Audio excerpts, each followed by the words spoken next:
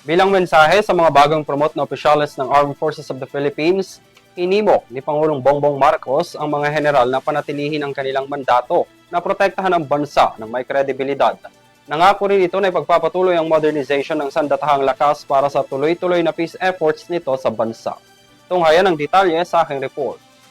Pinangunahan ni Pangulong Bongbong Marcos ang seremonya sa mga bagong promote na generals at flag officers ng Armed Forces of the Philippines, gayon din ang pagtatapos ng mga Foreign Pre-Commissioned Training Institutions sa Malacañang Palace ngayong araw. Sa kabuuan, 37 na-promote na AFP officers, kabilang na ang FP-CTI graduate na nanumpana si Commander-in-Chief. Present din sa seremonya sina National Defense Secretary Renio Espino at AFP Chief of Staff General Romeo Bronner Jr. Sa kanyang mensahe, nangako si Pangulong Marcos na ipagpapatuloy ang leadership sa layunin ng AFP na pagsilbihan ang bansa ng may kredibilidad. Your promotion reflects the Republic's confidence in your judgment, in your command, and your ability to lead amidst pressure and uncertainty. We begin this new year now with new stars and greater responsibilities resting upon your shoulders.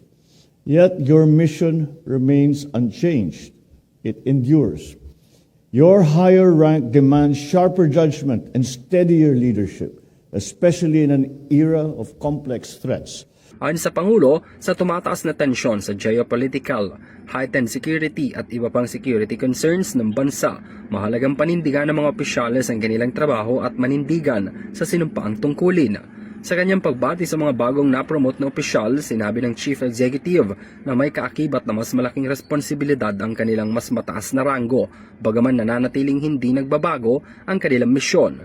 Binigyang din rin ito ng commitment ng gobyerno na pangalagahan ng welfare ng mga tagapagtanggol ng bayan kasabay ng katatapos lamang na paglagda sa 6.793 trillion pesong pambansang budget para sa fiscal year 2026. In news, ako si Henry V. Nicolas, sumasaludo sa bawat Pilipino.